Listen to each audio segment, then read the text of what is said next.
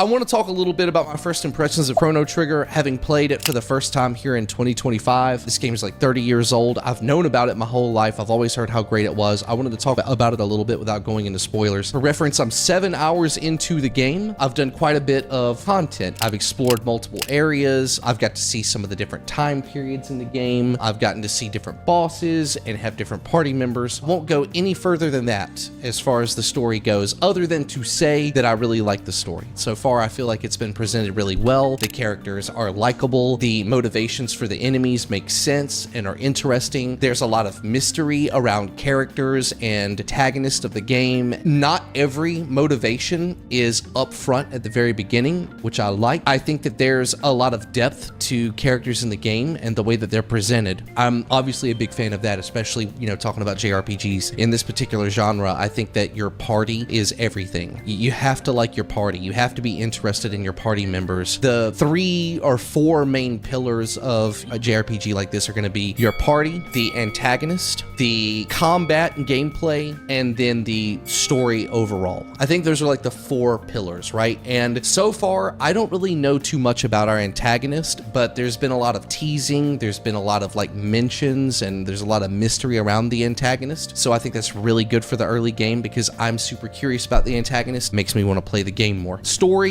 I know the least about, obviously, because I'm only 7 hours into the game. My understanding is that the campaign is around 30-ish hours, give or take, but so far it's been really, really good. Gameplay has really impressed me because for a game this old, it does so many things that other games from this era weren't doing. For instance, in the combat, it's turn-based, but you have dual and I believe later maybe triple techs where your party members can combine their techniques to do like dual skill attacks to enemies, which was, you know, pretty rare back in the day. Something that you still don't really see that often now, and I love it. Even though it's turn-based combat, there's movement by enemies on the field while you're playing, and if they get closer to you or farther away, it can affect how your skills interact with them. So there's timing to it as well. Dialogue is different based on when you talk to people, what order you talk to people, whether or not you've done certain side quests, which, I mean, I guess that's to be expected, but for a game that came out in like, what was it, like 1995? I think it's really impressive. And this game handles choice in a really interesting way. Not every choice is like an upfront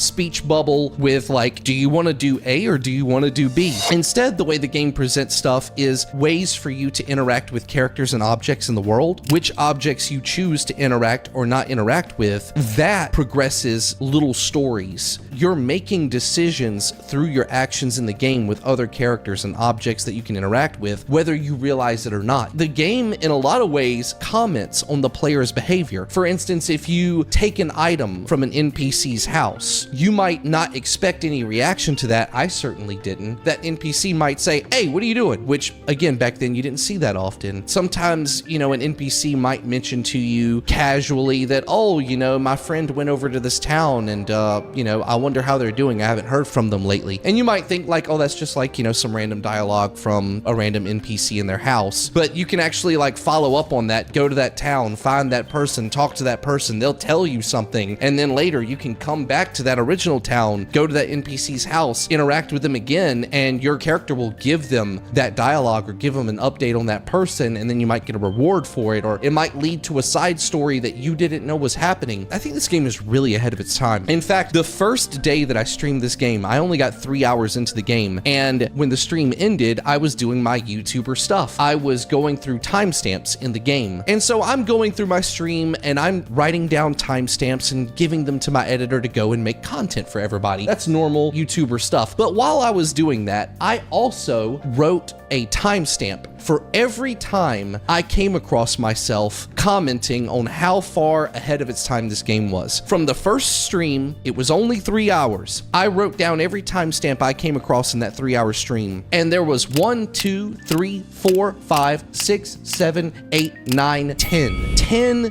different timestamps, starting at 49 minutes into that stream and ending at 3.5 hours into that stream. Spaced out. That is crazy. When they say that this game was made by like a dream team, when like the guy from Dragon Ball, the guy from Dragon Quest, the guy from Final Fantasy, and I'm sorry, I can't say their names or pronounce them well, so when they say it was a dream team coming together and making like a dream game and like this was gonna be a big deal, yeah, I can see why so many people feel that way and why so many people say that this game was or is like the godfather of modern JRPGs, you know, turn-based RPGs, whatever you want to say. Because when you play Chrono Trigger, you can see the foundation of just about every single turn-based RPG that has come out since this game. And I mean, don't get me wrong, I'm sure that some of the things in this game were done prior as well. I'm sure that somebody in the comments will remind me, well, actually, you know, back in 1989, so-and-so did this and blah, blah, blah. And that's fair. I don't think that everything this game does is original. However, I think based on the reputation of the game and my experience playing it, this probably was the very first game to take all of these individual elements that were done so well, from the art to the soundtrack, to the storytelling, to the dynamic interactions and dynamic animations and combat and exploration, and put them together like this. This game has been a joy to play. I really have enjoyed every second of Chrono Trigger. I can already see 7 hours into the game why it's so special to so many people. I just love playing this shit. I think it holds up extremely well today, and there's a lot of different like quality of life improvements. I'm playing the Steam version, and you can speed up an auto battle, which makes grinding great. It's handled really well. There's other little things like no random battles. I love that. I love the fact that when you do run into enemies and initiate battles, you don't have to load into a battle, win a battle, see a bunch of stats pop up, then load back into the world. It's so slow. Pacing of this game is superb. Soundtrack is fantastic. It complements everything that's happening in the game. I find myself constantly stopping just to enjoy the soundtrack. This game is awesome. It seems like a very focused, well-crafted, turn-based RPG, and I would definitely recommend this to anybody that's a fan of turn-based RPGs, JRPGs, even just RPGs in general. It tells a really good story.